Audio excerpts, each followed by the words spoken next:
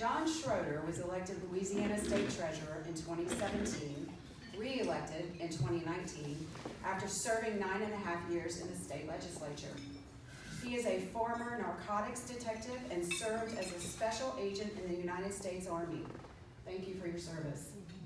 For the past 30 years, he has built a name for himself in various businesses, most notably in real estate development, along with his wife, Ellie. And I met her. She's a fabulous woman. His favorite time of year is Mardi Gras, and he's a veteran of more than 37 parades around the state. In fact, the colors of the State Treasury Unclaimed Property Division reflect his love of the spirit of Mardi Gras. The treasurer has a deep commitment and devotion to serving others and has been a member of countless service and charitable organizations, from Rotary to veterans groups to helping start the Hospice Foundation of the South. In addition to being the chairman of the State Bond Commission, he's currently a member of more than 35 boards and commissions. Wow. He recently started his 4th year in office, and as a businessman and entrepreneur, he believes government should manage its money like you manage your businesses and households. And that government should be more transparent and accountable, which would help restore the faith in government. Treasurer Schroder is a graduate of East Jefferson High School and Southeastern Louisiana University. Above all, he is a husband of 36 years, a father of 2, and an incredibly proud grandfather to 3 grandchildren. And if you'll indulge me for one more second, I have a personal story to relate about John Schroder. I feel it's important to share it because it's a story that gives us a glimpse into his character. I first met him at an event in September through a mutual friend who said that he wanted to introduce me to his fishing buddy. He did, and after exchanging pleasantries, we also exchanged business cards. Upon leaving the event, I got to my car and glanced at the card. John the fisherman was also John, our state treasurer. I thought that pretty funny, especially since he had been so unassuming. A few days later, I got an email from him asking if I had time to meet for coffee. I assumed it was because, in my role as Louisiana's Federation of Republican Women's fundraising chair, he could give me some good advice or tips. We met at a coffee shop downtown. When he sat down, the first thing he said was, "I gotta tell you, I don't know why I'm here." Of course, as I didn't know either, we had to laugh. I will here interject that most politicians would have thought that but never voiced it. They would have dissembled to cover a potentially awkward moment, but he didn't. He told the truth, which I absolutely admired. To me, that spoke to his honesty.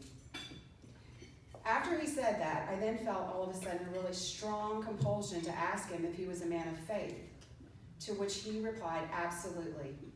I then began to sort of go on a jaunt about how we're in a war between good and evil and about evil in high places, as you all know, etc., etc.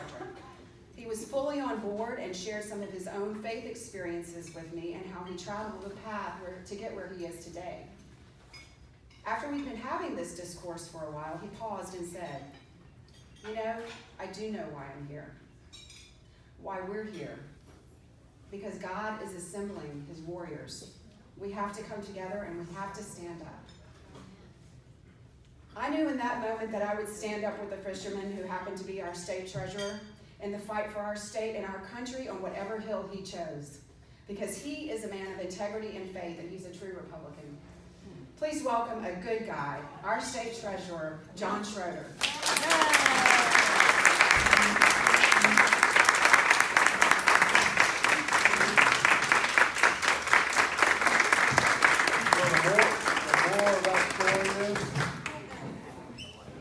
Something once, you're that forever, and fish one time. I'd love to be a fisherman. Well, good afternoon. Look, and I know we're a little crunched on time.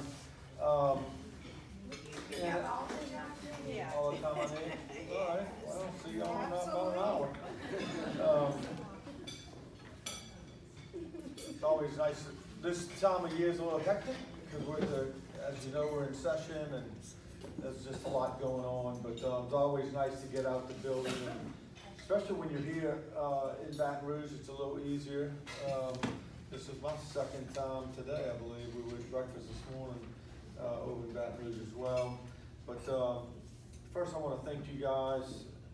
I actually started my 5th year in office, and I finished Senator Kennedy's unexpired term and quickly had to turn around and run again. So thank you again, and now that the pandemic's sort of over, at least I did hear that Dr. Fauci says it's not over. Just so y'all know, I heard that on my ride over. Just so you know. But it is nice to sort of get back to normal. But it's been 2 years, and I got elected, and right after election we went to lockdown. So I haven't really had a chance to thank people for your support. So it's 2 years late, but thank you for your support. It is an honor to serve, and you heard my background. I take service very seriously, and I think we all should serve in any capacity, because that's what makes our world go round. You know, I got involved in government my second time. I had a nice gap between my military and my law enforcement time to build my family, build our business, and then I returned to public service, at least through the political process in 2017. I'm sorry, 2007. I skipped 10 years. But because I'm thinking of something else right now, I'm going to mention something, because I was talking to somebody yesterday about Tom Schroder, who Tom and I and Stephanie have been friends for a very, very long time. Tom, and I don't remember if you remember the conversation we had. You were running for Secretary of State. Well, no, maybe, I don't remember. I think because term limits was kicking in. And we had talked for the first time, and we were at one of your events when you talked to me about running, and so it's Tom Schroder's fault if you don't like what I do or say. But look, I think community service is important. Both my children were taught that. One's a nurse. I have a boy and a girl. One's a nurse and one's a lawyer. And I know you probably assume that the lawyer's the boy, but my daughter's a lawyer and my son's a nurse. I love saying that because everybody just automatically assumes. But I have 2 incredible kids who believe in service, and my son, I don't know how he does what he does. He's a geriatrics nurse, and he's 33 today. The kid's got just an unbelievable spirit about himself, but that's really what service is about. And if we would all participate, you know, our world would just be a better place, instead of waiting around for somebody to do something for us rather than doing something for someone else. You know, but I got involved in politics in 2007 because back then I used to say people were losing faith in this process. Now I sort of changed that comment to where people have lost faith in this process. But I do tell people, and I said this morning, and I said this a couple weeks ago, and it's very true. And I honestly think people need to hear this said. There are honest people who want to serve and not be served, that go to work every day in a political space just to do the right thing. And as the gentleman read Mother Teresa's prayer, and still get up and do it again, because it's the right thing to do. And the media has spun this to where, you know, all the politicians are bad, and we're all looking out for ourselves, and blah, blah, blah, blah, blah, blah, blah. Well, you're looking at one guy who left his business career when he turned 47, because I missed serving, and there was an opportunity to serve, and that door opened, and I walked in that door. I never grew up wanting to be in politics. I never thought about being in politics, but I had done just about served on every board, which is how I met the Schroders some 25, 30 years ago on a hospice board when I met Stephanie Schroder. So here I am, and we go to work every day. I have an unbelievable staff who go to work every day, who want the same thing that you and I want. And they sort of get a bad rap on that. And look, I was guilty of that before I got into politics as well. the state workers of this state, many of them, they just want the same things we want. You know, but they want me to leave my politics at the back door when I walk in the Capitol, which I do. And I enjoy going to work every day. I didn't enjoy my hour and 49-minute commute yesterday from Covington. If y'all could fix that, I'd be really, really appreciative. But I go to work to fix things every day. That's my job. I'm a fixer. Somebody lays a problem out, and we're going to find a way to fix it. Period. And the staff's been very responsive to that attitude. We are the smallest state agency in government, but we do have a little important role. We just manage about $63 billion. But I think the thing I enjoy the most, as most of you already know, is anybody in here not heard of unclaimed property? Anybody? Seriously now. This is sort of proves my point. Anybody in here not know what unclaimed property is? One guy. Why y'all let guys into this lunch? You know, let me tell you, if you reverse 4 years ago, and I think everybody knew the senator did a great job as treasurer, and it was an honor to follow him. But I would go to a lunch 4 years ago, and maybe 5 people would raise their hand. But we've done a great job at using technology and marketing, believe it or not, to improve our outcomes. So I would tell you, in a 3-year comparison, on his last 3 and my first 3, we went from doing about 77,000 claims over that 3-year period to almost 600,000. Wow. Over a 600% increase. We doubled the amount of money, 80-something% almost increase in money. So it's been unbelievable. But we can always do better, which is sort of a mindset and attitude that I bring to the table. Every day we working to be better. We're going to forget what we did yesterday that was bad, and we're moving forward. That space has allowed me to probably use my entrepreneurship more than anything. But here's just an example that sometimes you have to, you know, we get into these debates about government, this, that, and the other, but here's something that on the surface you would say, well, I wouldn't do that. I wouldn't increase the size of government. I wouldn't expand government. Well, I went to the legislature last year and I told them I need 7 new positions and I need to increase my expenditures. Because the job of the treasurer is to take that money in annually, which is about $100 million a year, and get it out into the communities and get it and return it. And I needed more people to do it. And we did. They approved it. We got 7 more people. We increased our expenditures, but our outcomes exploded. So when I say government needs to run like a business, in many cases it does. But I am very, very keen on outcomes and why are we doing something. Of course, sometimes my wife gets a little agitated, for those that know her. Not that my wife would ever get agitated at anything her husband does. But you know, Ellie's holding down the fort at home, and I have a tendency sometimes to go home and forget that I'm not at the state capitol, because I ask her why a lot. Well, why did you? She looks at me and says, this is not the state capitol. If you want to know why, then you come home and you handle it. Other than that, I'm running this show. And anybody that knows my little 5-foot Cajun wife, she's very serious about that. But I would invite you to go to lacashclaim.org. There's over $900 million in that program. And as I told some of the ladies earlier, it comes from a variety of different ways. Lost checking accounts, CDs, royalties, but y'all, this is real money. There's over $100 million just in this viewing audience. It's probably more than that, 100 million. And we get new money in every year. My mother's fixing to be 85. She had a gift certificate this year. So if you buy a gift certificate at Walgreens and your kid never cashes it, your grandkid or whatever never uses it, that's still yours. And by law, every 5 years, which means every year Walgreens, Walmart, whoever, they're turning money over to the state. So we get about 100 million a year.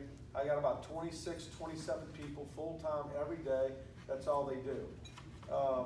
But it's real money, and and you can really help your senior members in your family, because I find that that's what a lot of them are. A lot of seniors who have moved a little bit, and we only have it because of the address. And people will say it online, well, why don't you just send them the money? Well, that's what we're trying to do, but we have the wrong address. So we did something as simple as compare our data to the Department of Revenue. Well, that's about 30,000 claims a year, just by doing that one thing. So I would advise you to look into your family. You can go online at that website. All you gotta do is punch in their name. It'll pop up, and 1 in 6 have money in that program. I do want, very quickly, just want to share a couple things about what's going on, at least from Treasury, how the Russian war is, or invasion of a illegal invasion is affecting Louisiana. From a Treasury standpoint, obviously it's affecting our economy, but our economy was heading in the tank before this. This just made it worse. So there's been a lot of conversations about monies and investings and things like that. And I'll tell you, we have very little money invested in Russia.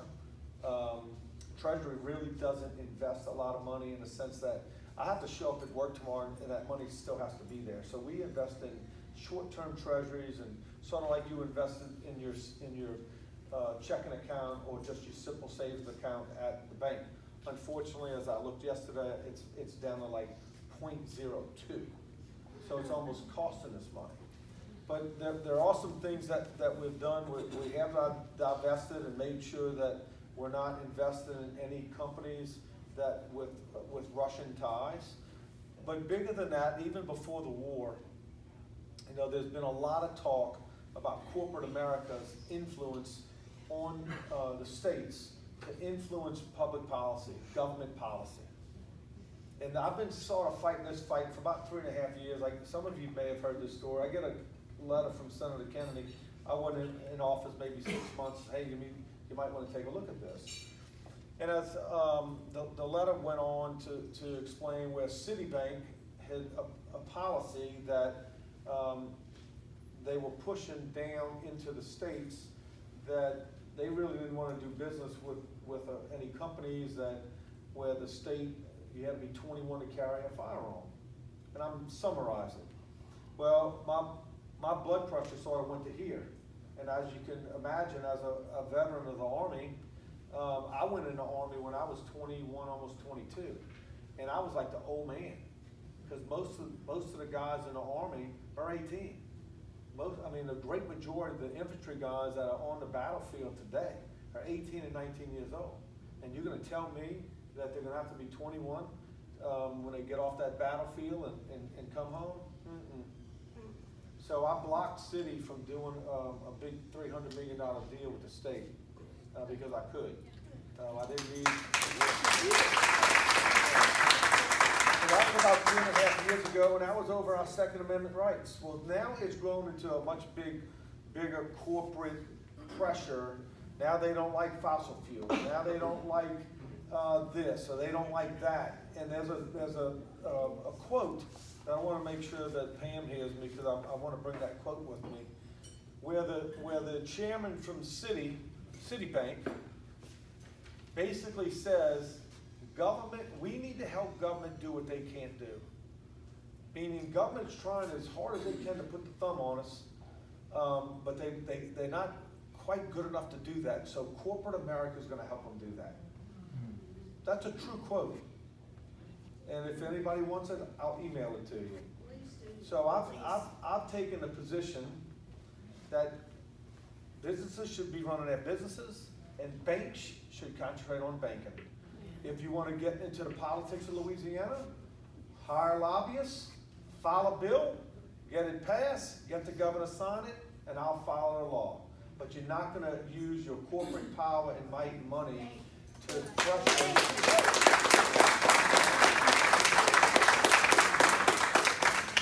pressure Louisiana to do things that are contrary to our way of life, our laws, and the way we make a living. I just believe you as a citizen of this state should have more control of that and not corporate America, especially corporate America that's not based out of south of the country, out of New York and New Jersey, where we have very, very little in common. They don't even eat the same Italian food we eat. So I want to be very clear because I've gotten a lot of emails and conversation about that. I am the national chair for the State Financial Officers Foundation, which is the treasurer's organization that I belong to. We have one committee. It's the policy committee, and I'm the chairman. So this is something that I've been fighting for almost 4 years now. We will continue to fight it, but I don't always stand on the top of the hill and beat my chest. As I just told a legislator in the room, I don't think I need a law to do some of these things. This is part of my daily job as your treasurer, how I perform cash management. And if and when we need a law, and there's several laws out there, and it's important to understand this. You know my position, but if I told you today, you know, BlackRock is a very, very liberal company, but it's one of the biggest companies in the world when it comes to investing money. If I told you your net worth was going to lose $30 million today if I moved money out of it, what would you tell me to do? I'm sorry? That's a question, somebody can answer. If you would tell me not to do it. Does anybody disagree with that?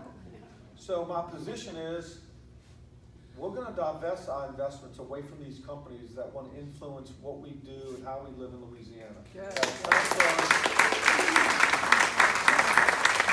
But it's not like flipping a switch. My chief investment officer said it in front of several legislators today. If I did it like this, we'd lose $30 million like that. Well, that $30 million is already budgeted for higher education, for K-12. So we are going to divest, but I need to do it in a responsible, direct way. I can't be reckless about it. It's not that easy. So I'm trying to explain that to some of my conservative colleagues in the House right now that it's not that easy. It's just not that simple. So I want you to understand that. I don't know where all these bills are headed, but I support them. But it's not as easy as what it sounds. You wouldn't do it in your own life, I promise you. If your financial advisor, especially if you're in retirement age, if your investment guy calls you and says, I can move it, but you're going to lose, you know, if you have $3 million in retirement, you lose $500,000. I bet you would say, you know what, take your time. Move it when you can. And that's my order to my guy. Move it when you can. Don't invest anymore. Go find other investments. That's what we're doing. And when the opportunity allows, I will not do business with these companies. So, next, the best part of my job. And some of y'all already know. I did not know that y'all knew. I like surprising people. But I have in my hand about a dozen to 15 checks. Wow. Which means almost half of y'all here have a check. Now I always like playing with this, and everybody's been good about it. So we have checks as little as you can't even buy a gallon of gas, to you couldn't fill up your 18-wheeler gas. You saw how much it costs to fill up an 18-wheeler for gas or diesel? So anyhow, I sort of like teasing some people. Y'all mind if I do that? No, It's just please fun. do. So who's Miss Joan Cowgill? Is she here? Joanne? Joanne? Joanne's not here today. Joanne? Well, I'll tell you what, you can have Joanne's check. Joanne can't even buy a Snickers. Well, she can if she just gets the little one and not the big one like I normally get. Here's Santa Claus. I'll give it to her. We can It's church $3. together. Oh, and Tom Chella can almost pay for his lunch today.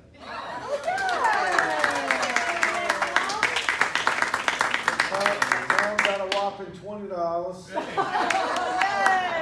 We're gonna save this, ladies. Here. How about Miss Carmen Williams? Jenkins. You're not here? All right. She can buy dinner tonight and walk Will on. you take her check? Somebody wants to take it to her? Yeah, it's her best. I guess it's all right if we do that. Carmen Williams has a couple. I bet you will. Oh, yeah, she can take you out. Carmen? Yeah, two of them. Two of them? She's taking you to dinner tonight. How about Elizabeth Holiday? She's not here. Oh, man. Everybody friends with her? Does anybody like know her really, really good? Does anyone know her? No? Okay, we'll hold that. Miss Glenda Johnson? She's not here either. Anybody like know her really good? Because I trust you. I mean, if I can't trust y'all, who I gotta trust? And I don't want to give this, if y'all not gonna see him. How about Mr. Richard Cogler? Oh, that's Janine's husband. All right. They have two Janine different Kogler, names. Kogler, yeah. Oh, my. Let's see She what lives he's in, well, she splits her time between She Manning lives in and Miller. both places. She lives in both places. She does. That's Is that her Baton Rouge address? Yeah. Sage. These are Baton Rouge. Sage. Okay, so, I'll see you Siri. oh, good, you'll see her So at these church. both the Good. same, Richard Cogler? Yeah, Richard is married to Glenda? Janine. There you go, now you're in charge, I deputize you as assistant president. Wait, I don't know who that other is. Oh, I don't know Glenda. I don't know Glenda. I thought Glenda was, No, two different. Kogler and Jim. oh wait, Elizabeth? No? Elizabeth Cogler, yes. Y'all are confusing me. Elizabeth Janine Kogler. Jim. How about, Jeanseane. Janine. I know I'll butcher this last name. How about Cinda? C-I-N-D-A? Van Marienbauer. How you say it? Van Marienbauer. There you go, what she said. You can see, here you go. When you see her, tell her she needs to fill out a membership form. So she has I'll hold on to this until she does. Just stamp it right on the back. How about Miss Lynn Graham? You can pay for your lunch today. Thank you, Santa Oh, Claus. You're welcome. Christy, she's paid, she just never turned Do in you her have one membership. for my mother too? We may. You don't have, yeah. How about Miss Bryce Beals? That's my son. Well, guess what? Oh, wow, look Your at son's that. your son's gonna owe you, because he's got $156. Wow. Wait, He don't go already owes nowhere. me more than Well, wait a that. minute, who's Brooke? Brooke is my daughter. Well, Brooke's even more. Oh, my gosh. Y'all going out, eat wherever you want tonight. I have been telling them they need to claim this and they didn't. Well, you have almost $400 total. Wow. And Linda Bynum? Linda? She's not here. Not here? It's a baby one. How about Deborah Shelton? She's not She here. could not make it. But you're a good friend. Will you see her or? She's my aunt. Oh, that's right, I forgot. Well, don't spend her $10 too quick. And the grand prize winner, hopefully she's here, Miss Catherine Alexander. Oh, you right, you may get one. She deserved it. Can I disclose?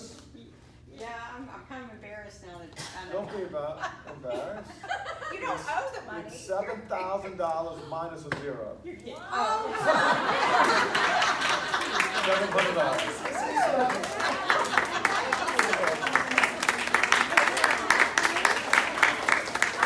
So it's my favorite thing to do. So very quickly, it's right about 1 o'clock. So any questions for me? Yes. I've been going around the Capitol for 2 days. You sound mad. Do I I am content, happy, and blessed. Call my I need wife. to hear me some sunshine. I want to hear me some sunshine. I'm hearing they need more sunshine in the bureaucracy than they do at the top. Okay.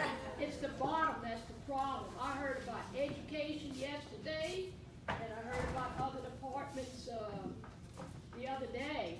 It's real bad. Oh, state police is another one. How money is getting locked up. Money is budgeted for something and it doesn't get out to the people that it's budgeted for. Yeah. Comments? Look, let me just tell you this. You know, You know anything about that? pick your poison. But I tell people this.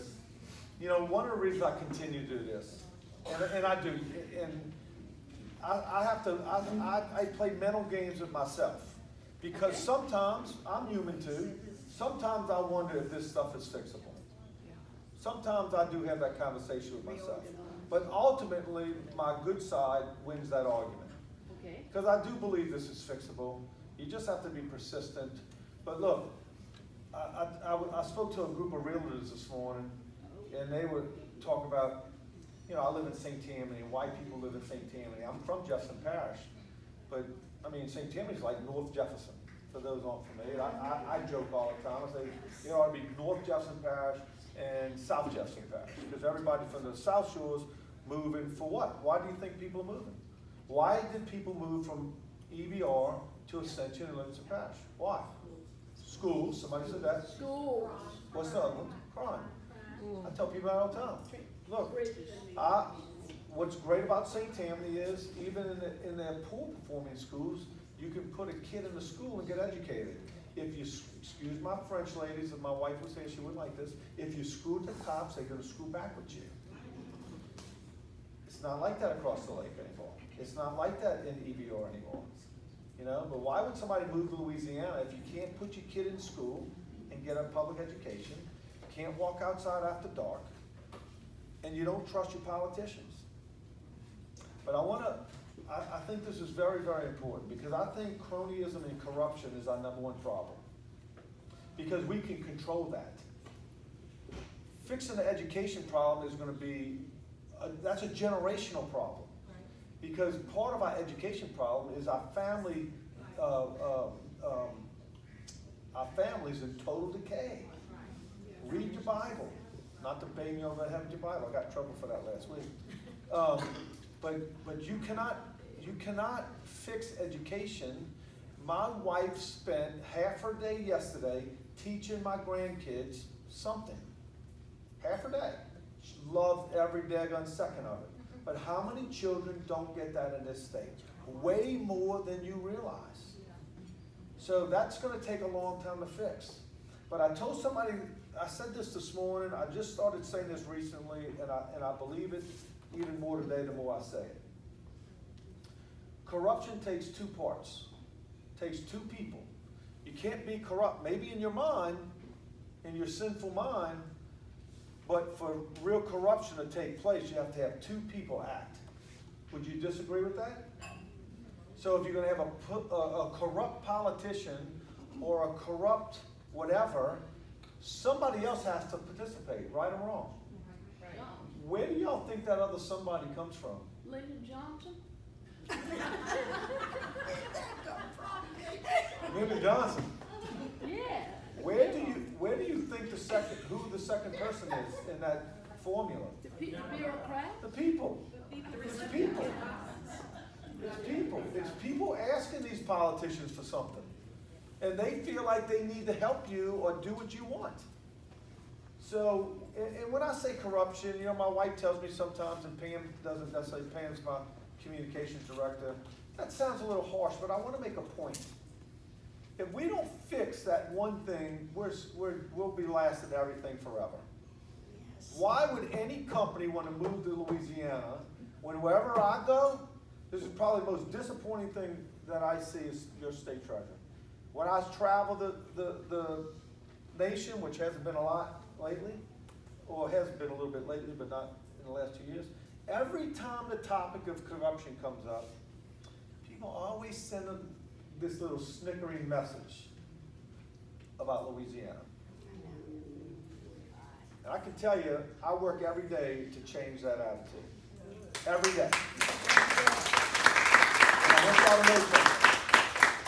And I'll shut up after this, unless somebody has a question for me. You will never, ever have to worry about the decisions I make behind closed doors.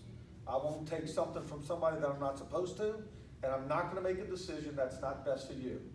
Now, I sit on 36 boards, as my bio said. Oftentimes, I'm the parent in the room. And it is like having kids. And you know, having kids, sometimes you have to tell them what they need to hear and not what they want to hear. So it's not easy doing that. It's much easier for me just to go along with the program and not open this big German, half Mexican mouth but I can't help myself. Tom knows that, people who know me, that's why I'm here. I don't need it, I want it, I don't need it, but we need more people like that. So you play a major, major role in that, because in order to have corruption, you have to have two people participating. So we need to clean up our business, and I mean as a business owner and an entrepreneur, we need to clean up our business, because we can't hold them accountable if we can't hold ourselves accountable. Just think about that. Y'all have a great day.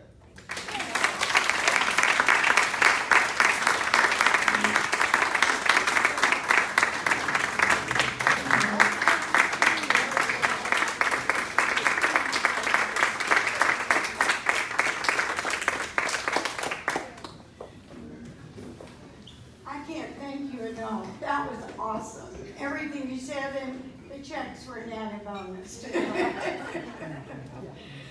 Okay.